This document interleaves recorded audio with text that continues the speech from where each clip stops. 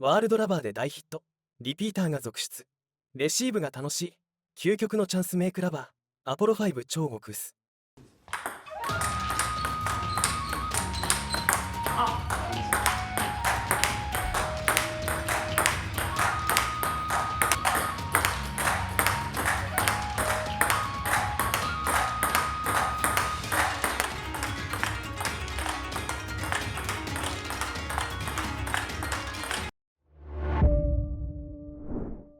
皆さんこんにちは。ワールドラバーマーケットのグッチです。本日のゲストは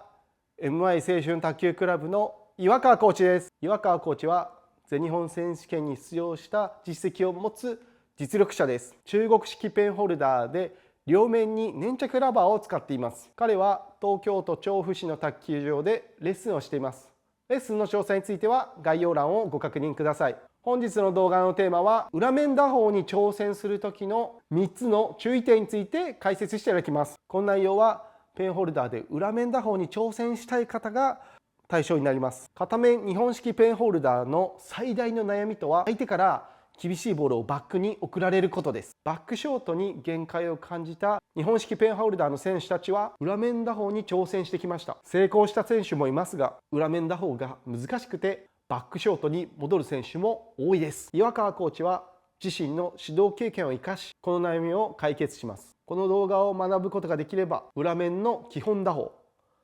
ブロック、ドライブなどのイメージをつかむことができます。バックハンドから攻撃する機会を増やしたい方は、この動画は必見です。私たちはこの動画を30言語に翻訳し、卓球で世界をつなげる活動をしています。卓球技術に興味がある方は、ぜひチャンネル登録と高評価をお願いします。動画の感想やリクエストがあれば、ぜひコメント欄に記入してください。皆さんの反応が私たちの動画を作る力になります。よろしくお願いします。では、岩川コーチのレッスンを見ていきましょう。こんにちは。MI 青春卓球クラブの岩川です。よろしくお願いいたします。今日はショートで片面でやってるペンの方が裏面を始める時の注意点、ステップを説明していけたらと思います。よろしくお願いいたします。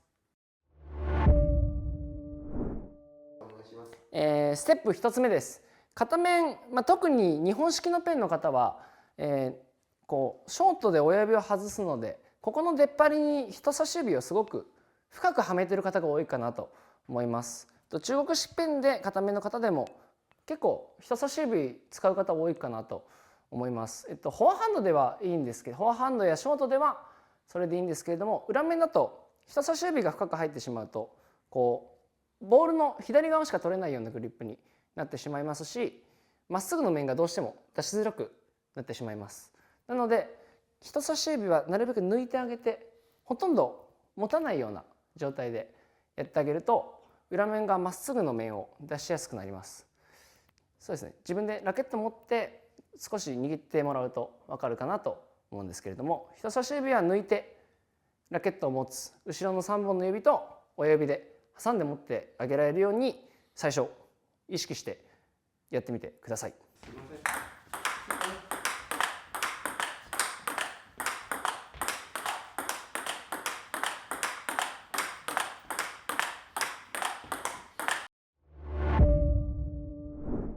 ステップの2つ目です。ショートで綺麗なまっすぐの面が出せるので、ブロックやらプッシュ何でもやりやすいかなと思います。で、初めて裏面やる方はやっぱり面が出しづらいので、ショートよりも変なところに飛んでっちゃうようなイメージがあると思うんですけれども、ショートと全く同じ面を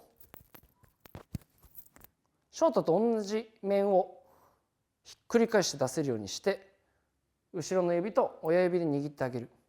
この面をとにかく作れるようにして、ショートでできて裏面でできないことっていうのをなくしていく作業を最初はしてあげるといいと思います。やっぱドライブを最初からやっていきたいなっていうふうに思うと思うんですけど、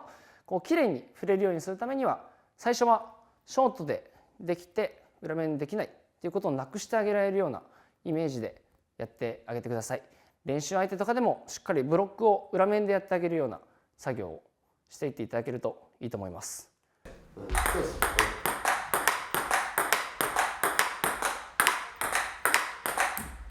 で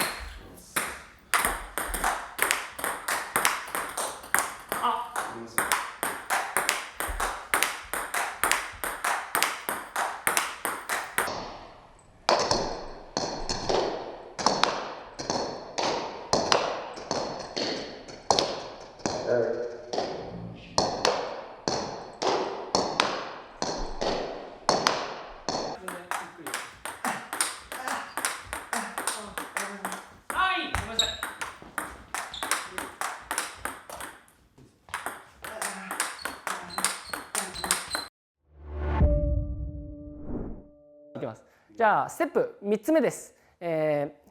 そこから振るようなステップになっていきます。片面の方は実は腕の動きはきっとやったことがある動きになると思っていて、バックハンド、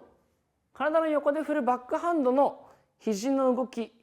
をそのまま裏面でやってあげられるといいかなと思います。バックハンド曲げて打つよって方は少し違う形になるので初めての形になるかなとは思うんですけど、今までのショート裏面やっている位置から肘は動かさずに前腕を回すようなイメージで振ってあげられるようにしていってください。でこれはブロックとかはそのまま当てるだけでいいんですけど、基本的にランダからドライブまで全部この動きになっていくので、そこで形を作っていっていただけるといいかなと思います。こうスイングしている中で手首がどうしても動きやすくなるかなと思うんですけれども、最初はなるべく使わないように固定するまではいかなくても力を入れないようにした方がいいんですけど、使わないように意識してあげると面がずれづらくなると思います。で、だんだん慣れてきたら力を抜いてここの動きについてくるような形で、動くことは最終的にはあってもいいと思うんですけど、なるべく使わないように意識してみてください。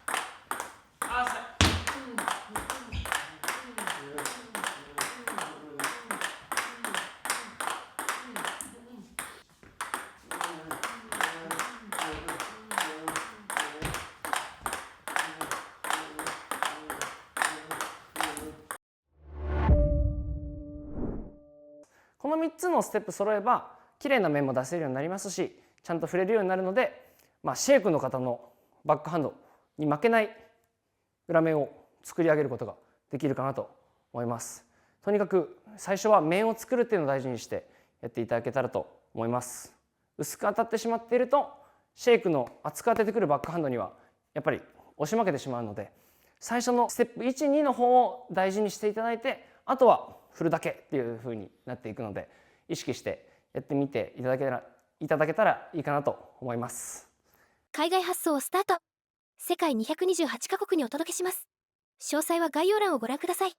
卓球で世界をつなげよう。